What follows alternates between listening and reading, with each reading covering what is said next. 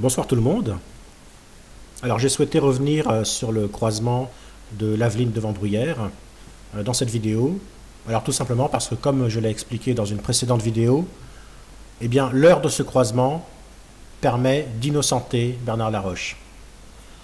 En effet, si ce croisement entre la famille Villemain et Bernard Laroche a lieu à 18h10, Bernard Laroche est par la force des choses innocent, et ça personne ne peut le contester, puisque s'il était coupable, il aurait fallu qu'il enlève Grégory, qu'il l'emmène à Docelles, qu'il le mette à mort, puis qu'il revienne à Aumonzey pour redéposer Muriel, et qu'ensuite il aille acheter le vin et qu'il se rende au PMU pour toucher son tiercé avant de revenir à nouveau sur Aumonzey en passant par l'Aveline devant Bruyères, en croisant donc la famille Villemain. Donc tout cela fait beaucoup de choses. Or, le juge Simon donc, a effectué des reconstitutions, et ces reconstitutions permettent de dire que le simple fait de s'être rendu au supermarché pour acheter le vin, d'acheter le vin, puis de se rendre au PMU à Bruyères, de se faire encaisser le tiercé et de revenir sur Aumonzey, tout cela prend une bonne quarantaine de minutes.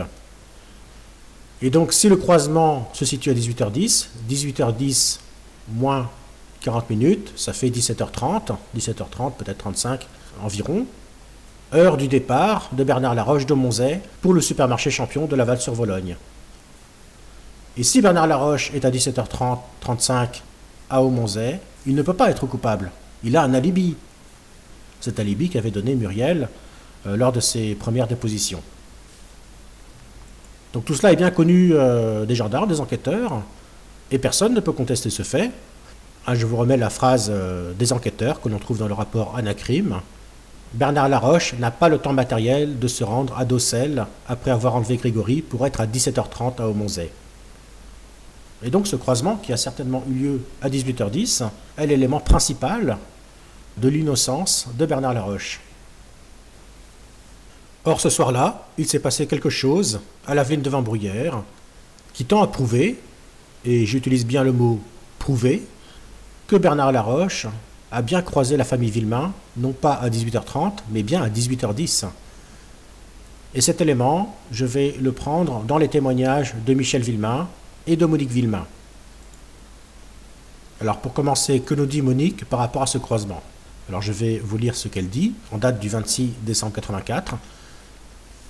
Le mardi 16 octobre 84, à une heure que je situe entre 17h50 et 18h10, en raison de la présence d'un quart d'écolier à l'arrêt de car à l'Aveline devant la boucherie de M. Pérodin. Alors que nous nous rendions chez Jean-Marie, Michel, mon mari et moi, nous avons croisé Bernard Laroche, qui revenait de Bruyères et qui a tourné à l'Aveline, route de la Poste, en direction de chez ses beaux-parents.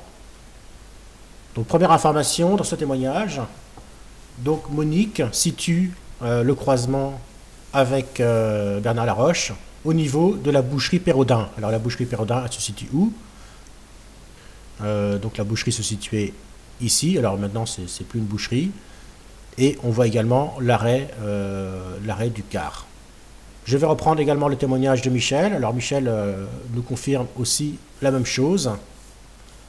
À ce niveau, j'ai également croisé un autobus dont je ne peux vous donner de précision. Il se trouvait derrière mon frère Jean-Marie, étant à l'arrêt sur la chaussée et discutant avec nous, comme je l'ai déjà dit.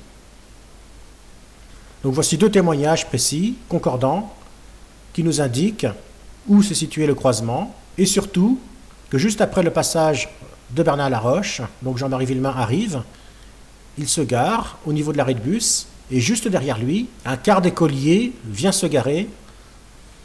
Or Monique semble connaître ce quart d'écolier, elle semble connaître les horaires de ce quart, puisque le passage de ce quart lui permet de fixer l'heure de croisement entre 17h50 et 18h10. Alors il doit être plus probablement 18h10. En tout cas, Monique est sûre d'elle. Grâce à ce bus scolaire, elle fixe l'heure de croisement aux alentours de 18h, 18h10. Et donc tout l'enjeu, quel est-il? Il est de savoir quels étaient les horaires de ce bus.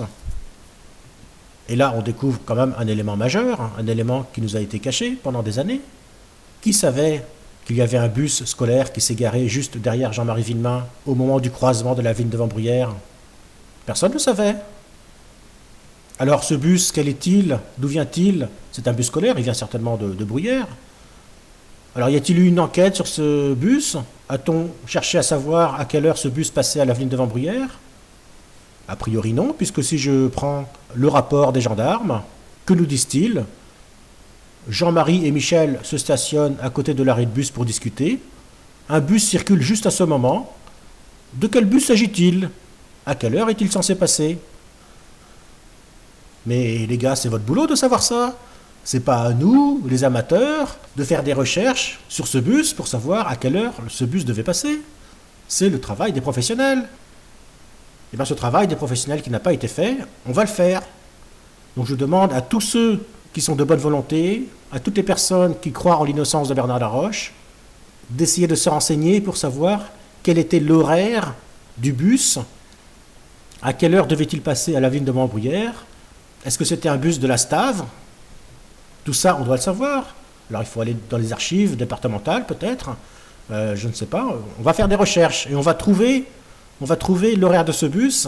Et l'horaire de ce bus, si comme le dit Monique, il se situe entre 17h50 et 18h10, alors ce sera la preuve matérielle de l'innocence de Bernard Laroche. Une preuve qui en 37 ans n'a jamais été récoltée. Et personne, à ma connaissance en tout cas, personne n'est allé chercher quel était l'horaire de ce bus. Alors qu'on a fouillé des milliers de disques pour savoir à quelle heure le bus de M. Clodon s'est arrêté, personne n'a été vérifier l'horaire. Il suffit de prendre simplement les horaires de bus. Il n'y a même pas besoin d'aller chercher le disque du contrôlographe, il suffit de prendre les horaires de bus. Et là, on saura à quelle heure ce croisement de la ville de Vambruyères s'est déroulé. Et on saura, comme le dit Monique, qu'il était aux environs de 18h, 18h10 certainement. Mais ce n'est pas tout, puisque Jean-Marie Villemain, une fois ce croisement passé, se rend chez Roger Jacquel. Donc il faut environ 7 minutes pour se rendre du lieu du croisement vers le domicile de Roger Jacquel. Alors on peut ajouter les minutes d'arrêt et de discussion avec Michel, avec Monique également, qui sort de la voiture pour discuter avec Jean-Marie, pour le dissuader d'aller faire une bêtise. Donc tout ça a dû prendre 2-3 minutes. Donc 10 minutes plus tard, Jean-Marie se retrouve au niveau de la maison des Jacquel. Alors selon lui, il prend un chemin, alors qui peut être celui que je montre à l'écran, et qui surplombe la maison des Jacquel, et il va patienter là pendant 5 minutes. C'est ce qu'il dit, je patiente pendant 5 minutes, mais finalement, donc il va partir, puisqu'il va considérer que les gendarmes sont là déjà, et donc il préfère ne pas rester, alors pour des raisons obscures, que je ne vais pas développer là, mais ce n'est pas le sujet de la vidéo vraiment. Moi, le sujet, c'est l'heure à laquelle Jean-Marie Villemain est arrivé chez Roger Jacquel. Et pour connaître l'heure d'arrivée de Jean-Marie Villemain chez Roger Jacquel, eh bien, il suffit de prendre tout simplement la déclaration de Jean-Marie Villemain, puisqu'il nous indique l'heure. Alors, je vais lire ce qu'il nous dit. « Je suis arrivé chez les Jacquel vers 18h20. 18h20. J'ai vu que les gendarmes étaient là, je me suis posté quelques minutes, puis je suis rentré à l'Épange. » Donc ça, c'est Jean-Marie qui le dit, et il le dit dès le début de l'enquête. Et donc on a une heure précise donnée par Jean-Marie Villemain, 18h20. Et 18h20, moins 10 minutes, ça correspond aussi à un croisement à l'avenue de Vambruyères à 18h10. Donc il n'y a plus d'ambiguïté. Le croisement s'est bien déroulé à 18h10. Et pour enfoncer le clou, quelques années plus tard, Jean-Marie Villemain sera encore plus précis, en indiquant, alors je le cite, « Il ne faisait pas nuit, mais la nuit commençait à tomber. »